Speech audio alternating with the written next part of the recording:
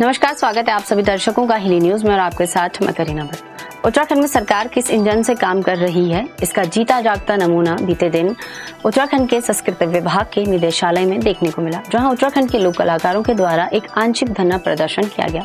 बता दें, उत्तराखंड को बने हुए पूरे 25 साल हो गए, लेकिन आज भी जस का तस माहौल यहाँ देखने को मिलता है, क्योंकि आए दिन युवा बेरोजगार सड़कों पर धरने देते हुए नजर आते हैं, कभी अपनी नौकरियों के लिए तो कभी जंगल पेड़ के कटानों को रोकने के लिए। लेकिन अब बड़ा सवाल ये है कि जो एकमात्र लोग उत्तराखंड की संस्कृति को आज भी जीवित रख रहे हैं, आज भी वो निस्वार्थ भाव से उत्तराखंड की संस्कृति को बचाने के लिए काम कर रहे हैं, अब उनकी रोजी रोटी पर ही संकट पैदा हो गया है। बता दें, बीते दिन जो ये धरना प्रदर्शन हुआ उसमें गढ़ रत्न नरेंद्र सिंह नेगी का समर्थन देखने को मिला। मूल निवास भू कानून समन्वय समिति के जो अध्यक्ष हैं मोहित डिमरी, उन्होंने भी इस धरने को अपना समर्थन दिया। साथ ही साथ लोक गायक सौरभ मिठानी जो युवा गायक हैं, उनका भी समर्थन इस धरने में देखने को मिला। बता दें, अगर किसी भी राज्य को जानना है तो वहाँ की संस्कृति से रूबरू होना पड़ता है। ये बात जैसे मैंने कल भी दोहराई थी, आज भी दोहराऊंगी। वहाँ का खान पान, रहन सहन, पहनावा सब कुछ देखा जाता है। लेकिन आज के डेट में, इस मॉडर्न जमाने में, उस संस्कृति को लोग जो जीवित रख रहे हैं, उन पर जब संकट पैदा हो जाए तो क्या ये संस्कृति, क्या इस राज्य को, लोग को कोई समझ पाएंगे? क्योंकि संस्कृति जिस तरीके से विलुप्त हो रही है और जो लोग बचा रहे हैं, अब उनके सामने संकट पैदा हो रहे हैं, तो आखिर ये संस्कृति कैसे बचेगी? बता दें, वर्षों से उत्तराखंड के लोक कलाकार निस्वार्थ भाव से उत्तराखंड की संस्कृति को जीवित रख रहे हैं। अब आपको एक उदाहरण के तौर पर समझाती हूँ। जब कहीं भी राजनीतिक कार्यक्रम होते हैं या फिर प्रधानमंत्री का उत्तराखंड में दौरा होता है, तो सबसे पहले उस उद्घाटन, उस दौरे का शुरुआत उत्तराखंड के लोक नृत्यों से या फिर मांगल गीतों से होती है, जिसमें उत्तराखंड के ये लोक कलाकार सम्मिलित होते हैं। अब इन संस्कृति विभाग के द्वारा ये कार्यक्रम आवंटित होते हैं, जिसमें अलग अलग दल सम्मिलित होते हैं। अगर एक दल की अगर मैं बात करूँ तो एक दल में कम से कम 15 से 20 लोग सम्मिलित होते हैं। अब आप खुद ही आइडिया लगा ली कि अगर प्रधानमंत्री का दौरा हरसिल में है या बद्रीनाथ में है या फिर केदारनाथ में, तो यहाँ से देहरादून से अगर कोई दल पहुँचता है तो वहाँ रहने, जाने, खाने और पहनावे में उनका कितना खर्च आता होगा। अब आपको बता देते हैं कि जो संस्कृति विभाग के द्वारा जिस तरीके से लोक कलाकारों को पैसे दिए जाते हैं, वो बहुत समय लग जाता है, लेकिन उस समय अपने पूरी टीम का जो जिम्मा उठाते हैं वो दल नायक होता है। फिर वो किस तरीके से उसे मैनेज करता है, अपनी जेब से किस तरीके से ये सारे पैसे लगाते हैं, ये तो बहुत लंबी बात हो जाएगी। लेकिन सवाल ये है कि जब एक कलाकार इतनी मेहनत कर रहा है तो फिर विभाग क्यों पीछे रह रहा है? फिर विभाग उन्हें समय पर क्यों बिल पास नहीं कर रहा है या फिर उनके बिलों का भुगतान नहीं कर रहा है? ये बड़ी सोचने वाली बात है। और 2-4 महीने का समय हो तो फिर भी जो कलाकार हैं वो एक समय के लिए थोड़ा संतुष्ट हो जाएंगे कि चलो आज नहीं तो कल आएंगे। लेकिन जब वर्षों बीत जाए तो अपने में एक बड़ी बात हो जाती है, क्योंकि कलाकार ही भूल जाता है कि मैंने 5 या 6 वर्ष पहले वहाँ कार्यक्रम किया था, और वो भी अगर आप सोच रहे होंगे कि कितना मिलता है, तो वो मात्र 800 या 400 रुपये, 400 रुपये आपको जाने के। अब एक खुद ही आइडिया लगा लिए, क्या केदारनाथ आदमी 400 रुपये में पहुँच जाएगा? और क्या 800 रुपये उसने पूरे दिन जो परफॉर्मेंस दी है उसमें 800 रुपये में उस कलाकार का गुजारा हो जाएगा? क्या इस प्रकार से कलाकार की रोजी रोटी पूर्ण तरीके से रह पाएगी? क्या कलाकार अपने परिवार का एक अच्छे तरीके से निर्वहन कर पाएगा? बता दें, जो ये कल पूरा आंशिक धरना प्रदर्शन हुआ उसमें गढ़ रत्न नरेंद्र सिंह नेगी ने भी उठा जागा उत्तराखंडियों ये गीत गाकर धरने को एक अलग रूप दिया।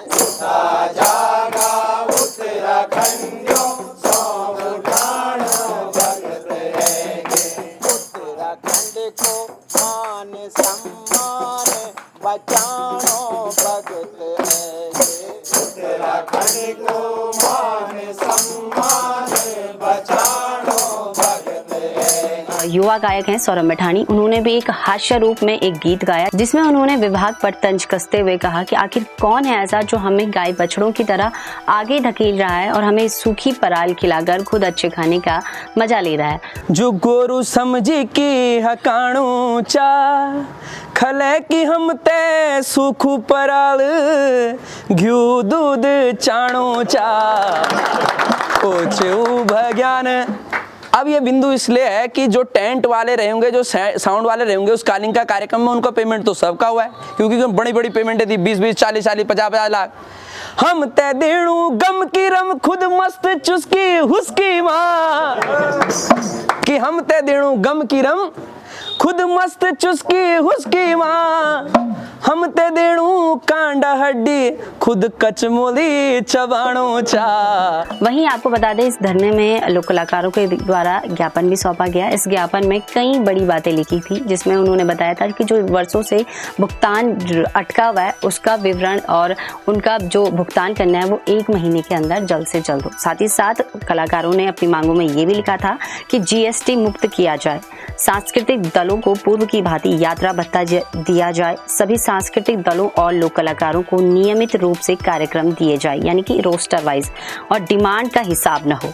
सांस्कृतिक दलों को उनके ब्लॉक स्तर एवं जिला स्तर पर कार्यक्रमों के लिए प्राथमिकताएं मिले और बिलों के भुगतान भी उसी स्तर पर हो। वहीं ज्ञापन में आगे लिखा था कि केंद्र स्तर का ही मानदेय राज्य में भी लागू हो, प्रदेश में ख्यातिप्रद लोक गायकों को चिन्हित कर सूचीबद्ध किया जाए और बॉलीवुड के गायकों की जगह वरीयता दी जाए। सांस्कृतिक दलों को वेशभूषा, आभूषण और रख रखाव के लिए वार्षिक अनुदान दिया जाए। कलाकारों के ऑडिशन की जगह चिन्हित कर पंजीकरण हो, जिससे ठेकेदारी प्रथा बंद हो।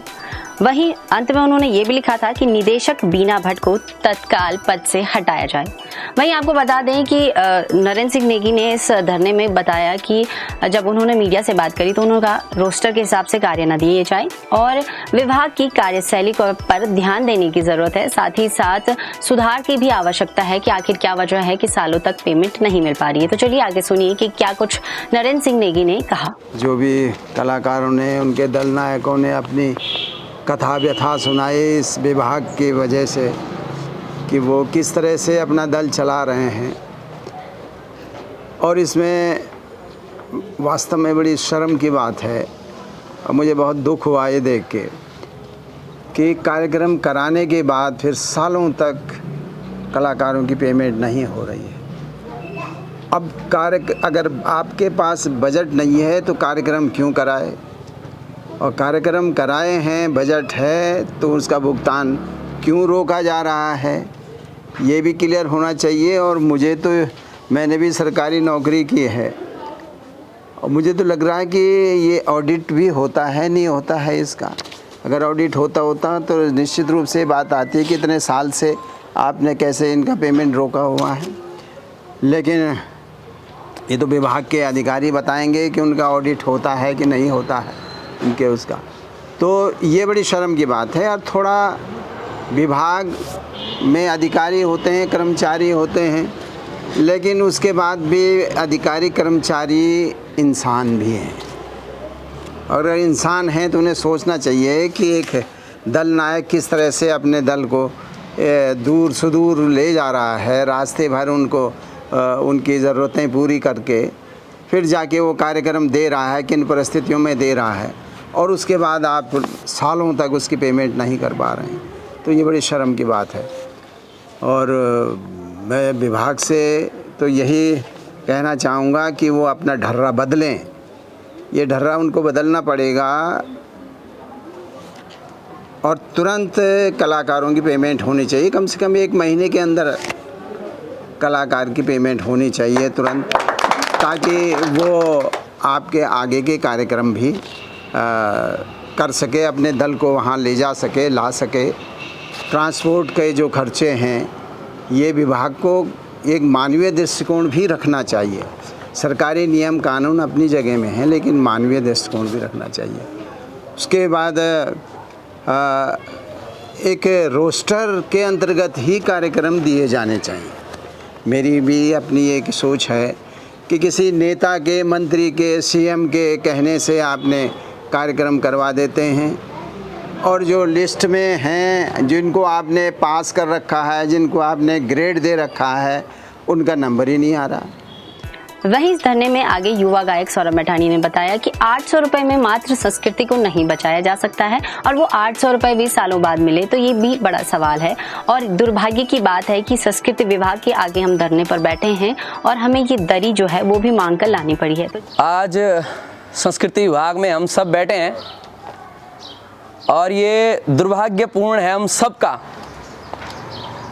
कि जहाँ लोग हंसते खेलते आते हैं, जिस विभाग में, जिस संस्कृति के लिए हम कार्य कर रहे हैं, वहाँ आज हमें ये दरी भी मांग के लानी पड़ रही है। और इस दरी में हम बैठे हैं और सूचना अखबार में है आज की पिछले 10 दिन से हम सोशल मीडिया पे भी डाल रहे हैं, और जो संस्कृति विभाग की निदेशक मैम है या अन्य कर्मचारी हैं वो भी सुन रहे होंगे या उन तक ये बात पहुंचेगी।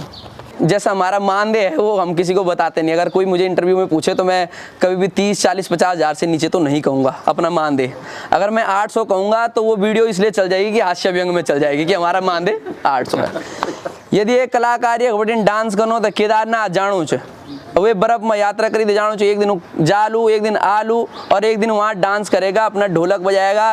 वो ढोलक भी जब टेम्परेचर माइनस में रहेगा तो वो ढोलक सुखाने में भी 4 घंटे लगता है, और तब उसको मिलेगा 800 रुपये। उस 800 रुपये के लिए दल नायक ने लगाए हैं पहले 500 रुपये, और वो मिलेगा 4 साल बाद।